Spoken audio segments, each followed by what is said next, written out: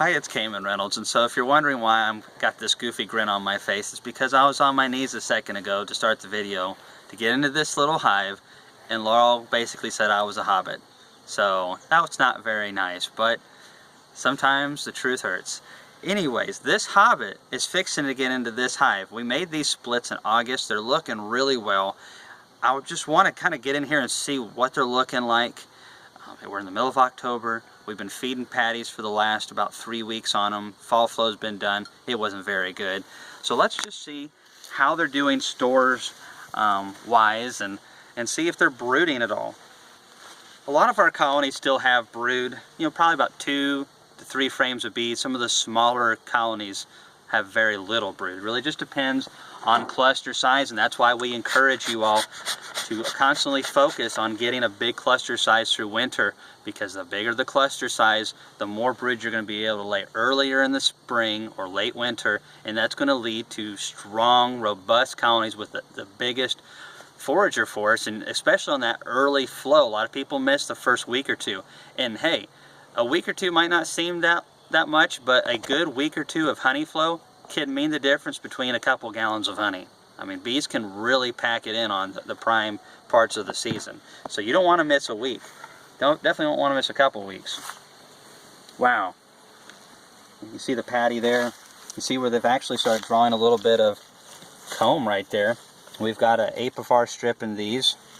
We didn't use those on any of the big colonies this year, but on these little splits, we're going to be using them. And one of the things I want to encourage as well is, I want to do things natural, and I want to encourage you all to do things the same way, but I also want you to be successful early on and then be able to critique later. And a lot of times, all of us, we neglect certain things because we underestimate the mites. We underestimate what the bees need in relationship to the nutrition. Or we don't know what to expect when it comes to genetics and brood performance. And of course we don't know what to expect with our area. And there's just a lot of different things. So my information, you'll have to adjust for your area. I've got some buddies who are still packing on honey right now. Crazy people. Lucky. I got some buddies who are like, "You're so lucky, Kamon. We've gotten 4 feet of snow so far." I'm like, wow.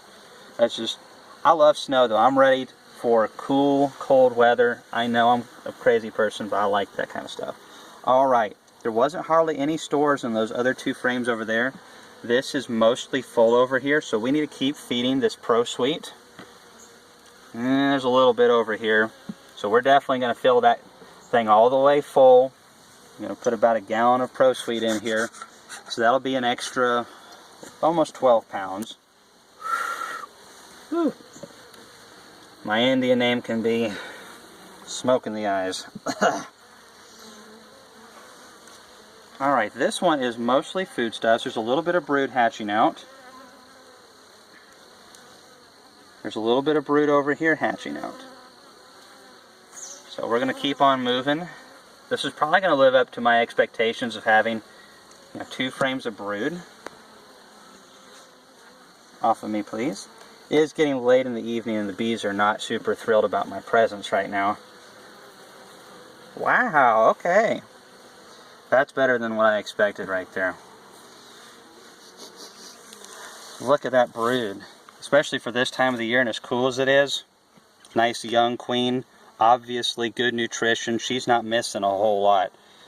That's a lot of brood right there, and that's going to help this cluster keep growing. They might cut. There's some more over here. Whoops, there goes the patty.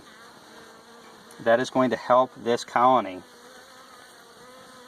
have a bigger cluster coming through the winter. Now we're eventually going to get rid of this feeder rim, probably in the next week. And then we're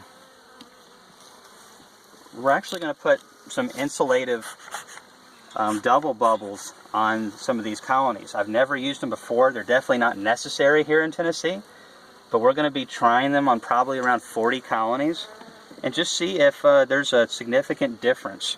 I imagine they're going to be helpful. And we're going to have a video just about insulating hives. It's not going to be really in-depth as far as, tar papering the outside of the colonies, because obviously we don't need that here. We'll address that a little bit, and more than anything point you in the right direction. Some of these bees are not happy. There's some, yeah, there's eggs down in here. Wow. So the queen's still laying a little bit.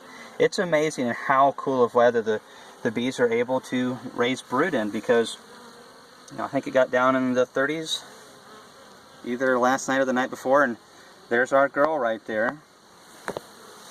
And she's much smaller than she used to be, but she's not laying very many eggs right now.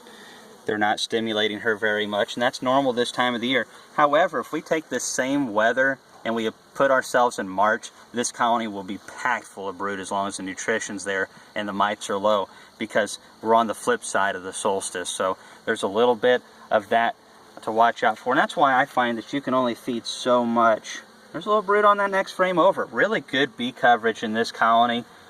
I'm really happy with this August split right here. So we're just going to throw things back together. We're going to throw in a gallon of feed into this frame feeder and just throw things together. We're just looking through our colonies and seeing where they're at, making sure we give them feed. Just because it's getting cool and getting late in the season doesn't mean you need to neglect your bees. You don't have to spend a lot of time in them.